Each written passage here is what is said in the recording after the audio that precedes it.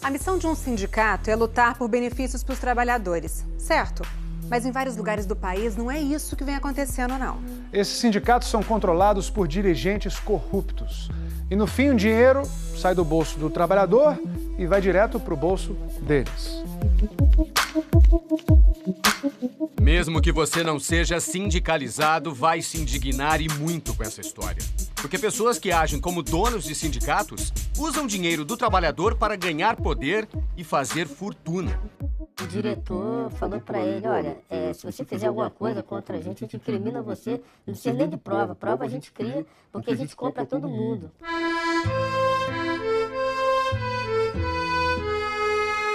Rio de Janeiro, Sindicato dos Comerciários, mas pode chamar de Casa dos Mata-Roma. Este é o sobrenome da família que mandava aqui havia quase 50 anos. Mandava e desmandava. Não era funcionário, não era presidente, não era vice-presidente, diretor. Eles eram o dono do sindicato. Luizão Mata-Roma chegou ao sindicato como interventor nomeado pela ditadura militar em 1966. E não saiu mais. Foi presidente durante 40 anos. Só deixou o cargo quando morreu em 2006. Quem assumiu? O filho dele, Otton da Costa Mata-Roma. A lista dos Mata-Roma empregados no sindicato tem 15 parentes.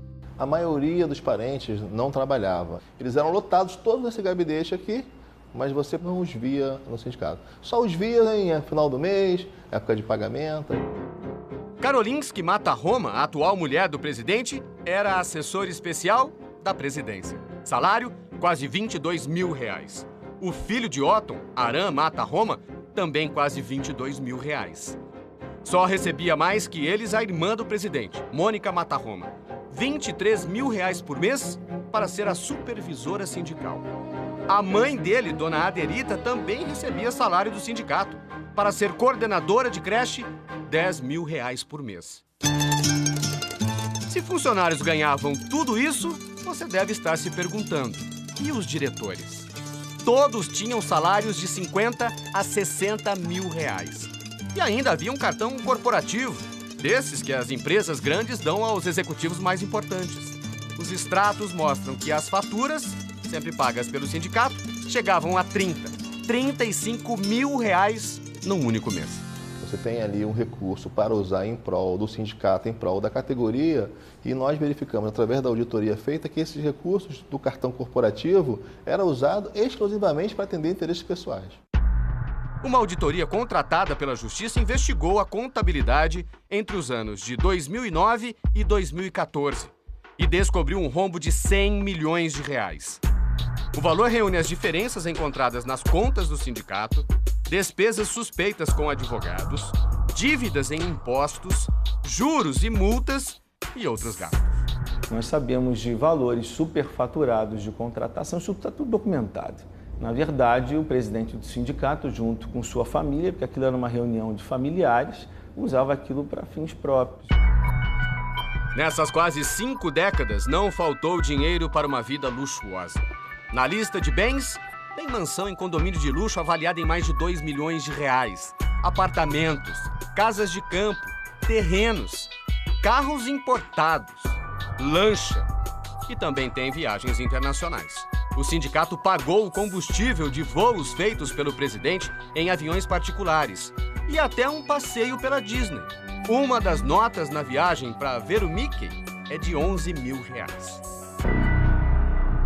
Por falar em viagens, em junho de 2013, Otton Mata-Roma viajou para a Suíça. Ele foi nomeado pela presidente Dilma Rousseff para ser o representante do Brasil em uma conferência mundial sobre trabalho. O Sindicato dos Comerciários do Rio virou uma empresa familiar tão próspera que a direção decidiu investir em outros negócios e que foram muito além dos muros do sindicato. Otton Mata-Roma é sócio de 2 empresas de táxi aéreo. Tem 2 aviões e 1 helicóptero. O Otton fechou uma subsede do sindicato em Copacabana, que atendia os comerciários, e ali ele transformou na sede das 2 empresas dele. A Justiça do Trabalho diz que os comerciários, que deveriam ser defendidos pelo sindicato, nunca tiveram nada além do que é garantido pela Constituição. O piso da categoria não chega a R$1.000. E o que deveria ser um benefício, o lugar é de dar inveja a muitos associados e sindicatos por aí. Na tranquilidade do campo, uma bela infraestrutura, num espaço enorme. Mas apesar de todo o dinheiro investido aqui ser dos trabalhadores, não eram eles que mais aproveitavam. A família que comandava o sindicato dos comerciários fazia questão de deixar avisos por todos os lados de que era a verdadeira dona de tudo. A fazenda em Pati do Alferes, município perto do Rio, deveria ser a colônia de férias dos comerciários. Até ganhou esse nome, mas... A colônia de férias, ela sempre foi tida pela comunidade como uma propriedade particular da família Mata Roma. Eles agiam como donos? Agiam como donos. A farra só chegou ao fim em outubro do ano passado. A justiça ocupou o sindicato. Era uma intervenção. A pedido do juiz, o presidente e os 3 principais diretores foram afastados e tiveram bens bloqueados. Todos os parentes foram dispensados. Otton Mata Roma não quis gravar entrevista. O advogado dele questiona a investigação. Eu não encontrei nenhuma situação onde eles apontassem diretamente, olha, houve o desvio, né? Está aqui a prova. O que acontece são potencial situação de malversação. Contra documento, eu não tenho outro argumento. Eu já tenho documentação que comprova contratação de empresas que não prestaram serviços e por valores altíssimos. Eu já tenho contratação de parentes, então nós temos uma série de irregularidades totalmente incompatíveis. O problema no Rio é um problema em todo o país. Hoje o Brasil tem quase 11 mil sindicatos de trabalhadores. A Coordenadoria Nacional de Promoção da Liberdade Sindical do Ministério Público do Trabalho tem quase 4 mil investigações abertas. Em Recife, uma audiência para definir a eleição do Sindicato dos Trabalhadores em Transportes acabou com tiros disparados em frente à Procuradoria. No Mato Grosso do Sul, um grupo liderado por entidades sindicais tentou invadir a sede do Ministério Público do Trabalho, na cidade de Três Lagoas. E em São Paulo, a disputa por poder e dinheiro foi levada às últimas consequências. Pela minha vida, pelos meus filhos. O homem anunciou a própria morte e foi executado dias depois. Ele era do Sindicato dos Rodoviários de São Paulo. Um dos sindicatos mais importantes do país também tem uma das histórias mais sangrentas. 16 dirigentes assassinados nos últimos 22 anos. Um diretor do Sindicato dos Motoristas e Cobradores da capital foi assassinado ontem à noite. Levou 5 tiros e morreu no hospital. O corpo do sindicalista está sendo velado numa igreja. Foi o segundo diretor do Sindicato dos Motoristas assassinado em menos de um mês. Na última eleição, ano passado, o Ministério Público do Trabalho montou uma das maiores operações já vistas para a escolha de um dirigente sindical. 20 procuradores e 400 policiais foram convocados para garantir a segurança. O novo presidente diz que os tempos de violência ficaram para trás.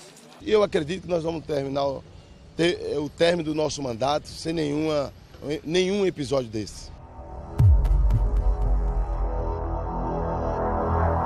Sul do Brasil, estado de Santa Catarina. Na cidade de Criciúma, trabalhadores tiraram à força o grupo que comandava o Sindicato dos Mineiros havia quase 30 anos.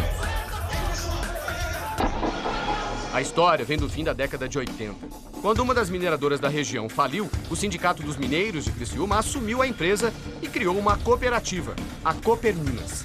O mesmo grupo de sindicalistas ficou no comando da empresa e do sindicato. Até que em 2013, funcionários suspeitaram de fraudes na venda do carvão e, numa assembleia, expulsaram os diretores da cooperativa. Era o fim de quase 3 décadas de poder, mas a mudança não foi pacífica. O novo presidente da cooperativa sofreu um atentado e o vice foi assassinado com 9 tiros na porta de casa.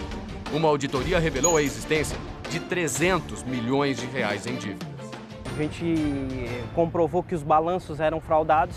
O próprio contador da época, em uma Assembleia Geral, falou e admitiu que ele era forçado a maquiar o balanço. A notícia dos desvios na cooperativa fez com que mineiros também denunciassem fraudes no Sindicato dos Mineiros de Criciúma. Em julho do ano passado, o Ministério Público do Trabalho passou a investigar o aumento ilegal do patrimônio dos diretores.